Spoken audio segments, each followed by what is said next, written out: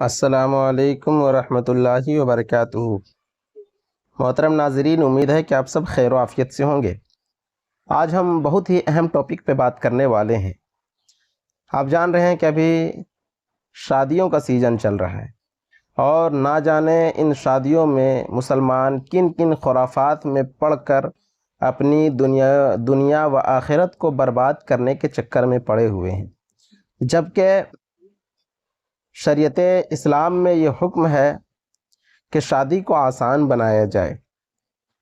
اور بے شک اگر ہم شریعت مصطفیٰ کے مطابق اپنے بال بچوں کا نکاح کریں تو یقیناً شادی بڑا ہی آسان ہے۔ خدا را شادی کو آسان کیجیے۔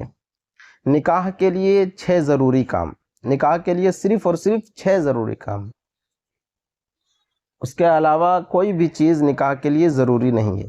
اس میں سے 2 فرائض ہیں، 1 واجب چیز ہے اور 3 سنتیں۔ 2 فرض، 1 واجب، 3 ہو گیا، اور 3 سنتیں، 6 چیزیں ہیں ماتر نکاح کے لیے۔ چلیے جانتے ہیں کہ فرض کون کون سے ہیں۔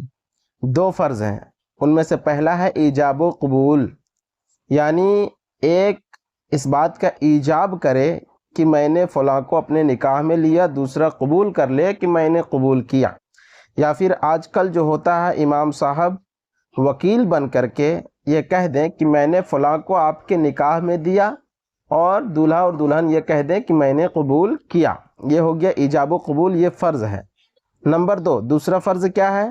2 گواہ کا ہونا، یعنی کم از کم نکاح کے لیے 2 عاقل بالغ گواہ کا ہونا ضروری ہے۔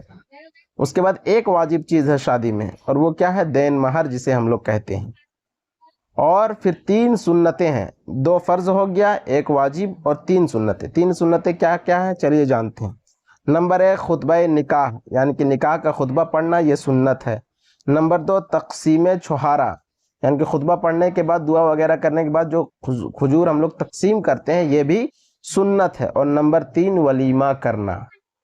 تو پتہ کیا چلا کہ شادی محض 6 چیزوں سے ہو سکتی ہے، 6 کام کرنے سے بھی ہو سکتی ہے، اور شریعت مصطفیٰ کے مطابق ہو سکتی ہے۔ اس میں 2 فرائض ہو گئے، 1 واجب چیز ہو گئی، اور 3 سنتیں ہو گئی۔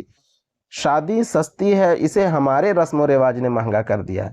اس لیے خدا را شادی کو آسان بنائیے، شادی کو آسان کیجیے، اور اپنی دنیا و آخرت کا سامان مہیا کیجیے۔ اگر یہ ویڈیو اچھی لگی ہو تو ہمارے چینل المصباح اسلامک اکیڈمی کو سبسکرائب کریں۔